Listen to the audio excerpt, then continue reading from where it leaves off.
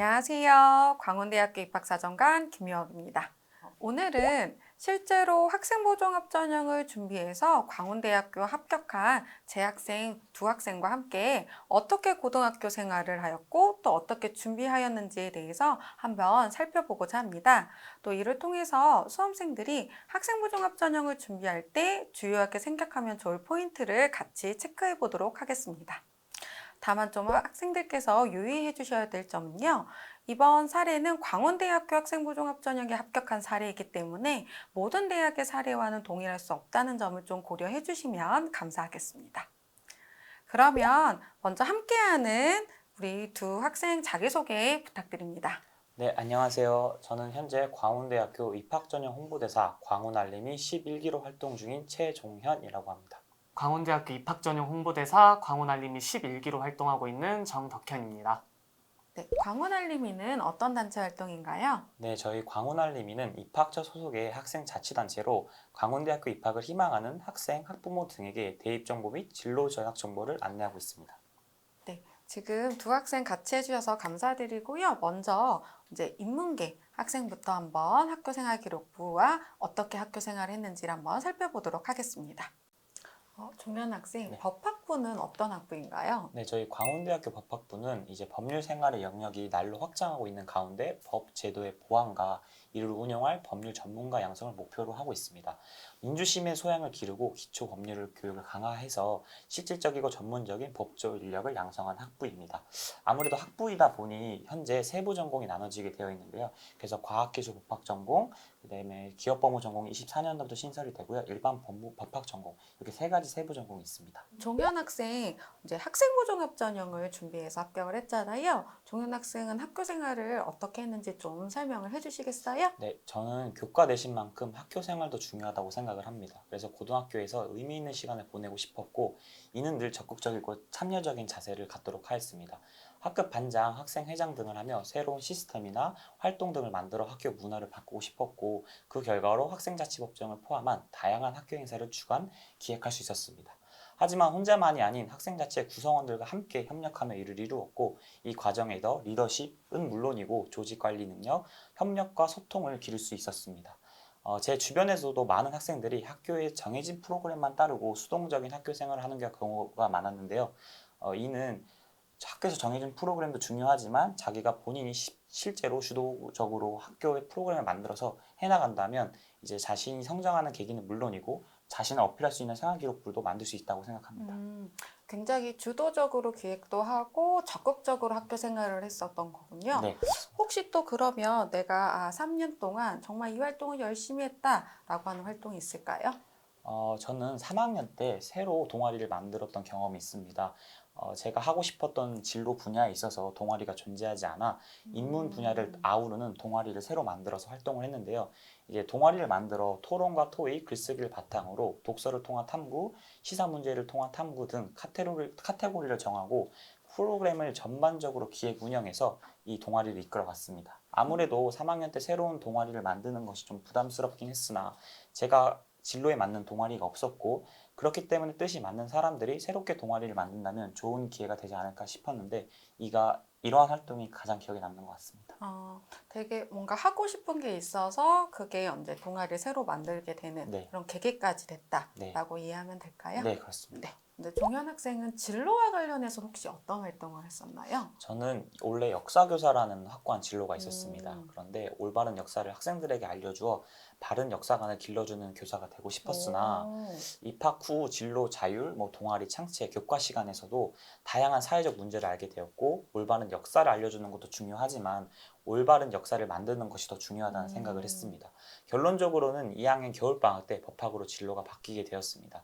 1학년 때부터 사회적 문제를 다루면서 든 생각은 사회를 바꿀 수 있는 1차적인 가장 방법이 정의로운 법을 만드는 것이라 생각이 들었고 2학년 때 정치화법을 이제 수강을 하면서 법학에 대한 흥미가 좀 높아졌습니다. 이러한 것들을 계기로 법학으로 진로가 바뀌었고 앞에서 언급했듯이 다양한 사회적 이슈와 문제에 관심이 많았기 때문에 이를 법과 연결지어서 3학년 때 활동을 했습니다.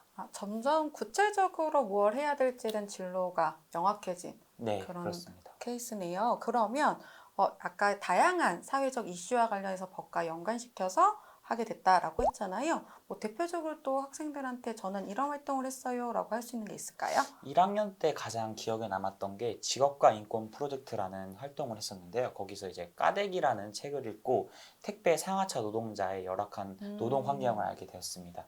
그래서 이것이 제도적으로 보호받지 못하고 있음을 알게 되었고, 이를 통해서 사회적 약자에 대한 이제 관심이 조금씩 커졌습니다.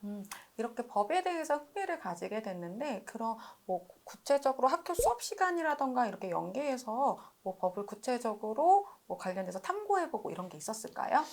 법에 흥미를 느끼기 시작한 것은 정치화법을 배우고 난 뒤였습니다. 정치화법 시간에 국민의 선거권을 배웠고, 왜 다른 나라들과 다르게 한국은 선거권과 피선거권의 연령 제한이 높은지 항상 의문이었습니다.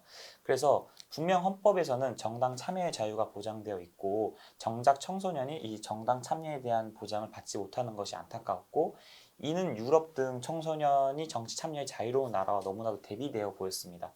그래서 정치화법 시간에 시사 이슈에 대한 NI 논술 활동을 통해서 청소년의 피선거권과 청소년의 정당 활동권을 제대로 보장해주지 못하고 있는 현행 법률과 헌법에 대해서 문제를 제시했고, 핀란드 등 다른 국가에서는 청소년이 얼마나 정치에 적극적으로 참여하는지를 알아보고, 그러한 문화가 정착될 수 있었던 요인을 조사하여 청소년층의 적극적인 정치 참여와 청소년 정당 활동을 확대해야 된다는 것을 주제로 논술하였습니다.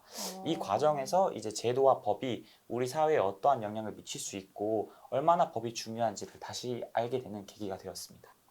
그럼 법과 사회제도 관련해서 다른 나라 사례까지 찾아보면서 이제 구체적으로 탐구를 했는데 이때 혹시 다짐하는 계기가 됐다 그랬잖아요. 이걸 바탕으로 뭐 학교 생활 중에 더 구체화시키거나 심화 활동한 활동이 있을까요? 3학년 때 본격적으로 법을 배우고 싶다는 생각을 하였습니다. 그와 관련된 활동을 그래서 다방면으로 진행을 했는데요. 특히 1학년, 2학년 때부터 다루었던 여러 사회적 문제를 법의 관점에서 바라보았고, 교과 시간에 이를 접목하여 활동을 이어갔습니다. 가장 기억에 남는 활동은 합법과 작문 시간에 효과적인 설득문 작성 방법을 배웠는데요. 이를 활용하여 모두 함께 잘 사는 사회를 주제로 이제 관내 특수학교 건립에 따른 이제 주민 갈등이 있었는데, 이를 주제로 해서 지역 주민의 장애인 차별, 장애인 편의시설 확충의 필요성을 법과 제도의 개선 필요성으로 설득문을 작성하였고, 실제로 이를 지역 민원으로 제기했던 경험이 있습니다. 본인 스스로 다 한 거예요? 네. 실제로 그거를 제기했을 때 받아들여졌나요? 다행히도 현재 지금 이제 관내 특수학교 설립이 완료되어 있는 상태고요. 점차 조금씩 관내에서도 이제 특수학교에 대한 부정적인 시각 혹은 부정적인 생각들이 많이 개선되는 것을 보고, 이제 우리 사회가 아직 그래도 장애인에 대해서 조금 더 보다 발전될 수 있는 계기가 있구나라는 생각을 했습니다. 뭔가 배웠던 걸 가지고 적극적으로 뭐 실천이나 행동력까지 이어졌던 그런 사례인 것 같아요. 네, 그렇습니다. 그럼 아까 다양한 사회 문제에 대해서 관심을 많이 가지게 됐다 그랬잖아요. 혹시 또 다른 사회 문제 또 탐구한 게 있을까요? 특히 생활과 윤리 시간에는 다양한 사회 문제와 그에 따른 윤리적 쟁점을 알아보고 이를 논리적으로 표현하는 방법을 배웠습니다. 부유세와 관련하여 부유세 도입이 적절한지, 제도적으로 평등한지를 살펴보고 이중 과세의 문제점을 지적하기도 했습니다.